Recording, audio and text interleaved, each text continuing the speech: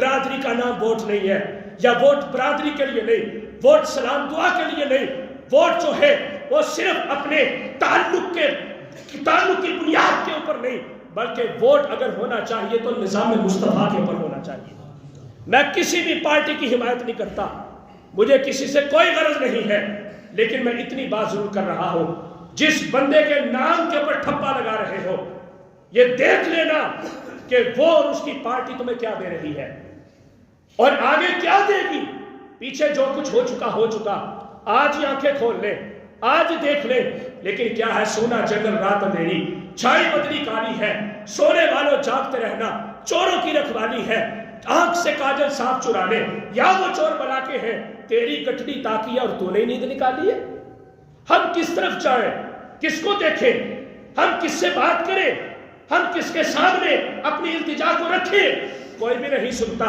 سارے ایک ہی بات کہتے ہیں، جن لوگوں نے پچھلے 76 سالوں سے ہمیں انصاف نہیں دیا، جن لوگوں نے پچھلے ایک طویل عرصے سے ہم لوگوں کو سکون نہیں دیا، وہ ان آنے والے 5 سالوں کے اندر ہمیں کیا دے سکتے ہیں۔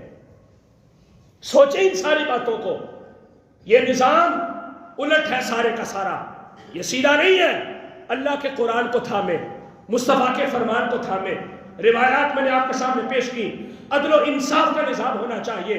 آخری حدیث پاک ہے، حضرت ابو ہریرہ فرماتے ہیں، میرے مصطفیٰ نے مجھے آواز دی، فرمایا یا ابا ہریرہ سنو۔ میں نے عرض کیا لبیک یا رسول اللہ صلی اللہ علیہ وسلم، حضور خادم حاضر ہے۔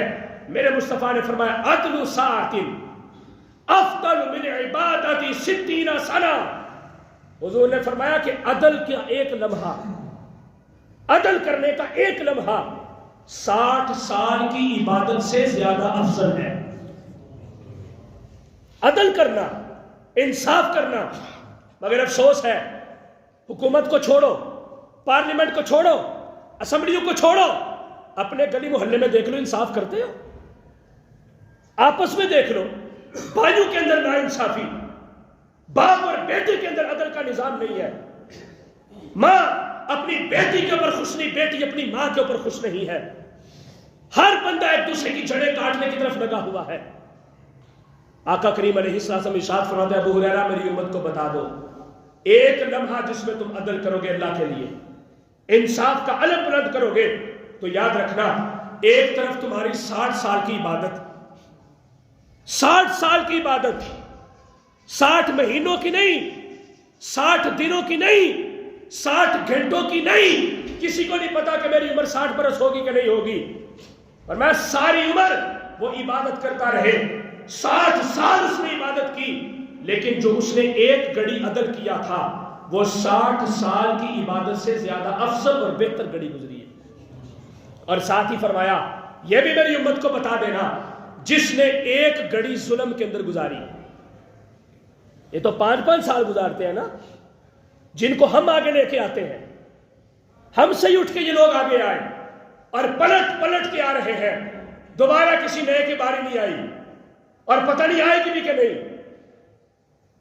ایک گھڑی جس بندے نے ظلم کیا، عدل کیا تھا تو 60 سال سے بہتر وہ گھڑی عبادت میں، اور جس نے ایک گھڑی ظلم کیا تھا اس کے 60 سال کے گناہ ایک طرف، اور اس ظلم والی گھڑی کا خمیازہ اس سے بھی بڑا ایک طرف۔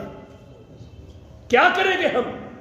تو جب یہ معیار قائم ہو جائے تو پھر میرے دوستوں قحط ہوتا ہے، پھر میرے دوستوں معیشت تنگ ہوتی ہے، پھر کھانے کو کچھ نہیں ملتا، پھر اولادیں نافرمان ہوتی ہیں، پھر سکون اور چین ٹوٹ جاتا ہے، ختم ہو جاتا ہے، ہر بندہ بے چینی اور ہر بندہ بے قراری کی زندگی گزارتا ہے۔ دیکھو اپنے اطراف میں، دیکھو اپنی جگہ پر، کہاں پر عدل ہو رہا ہے، کہاں پر ظلم ہو رہا ہے۔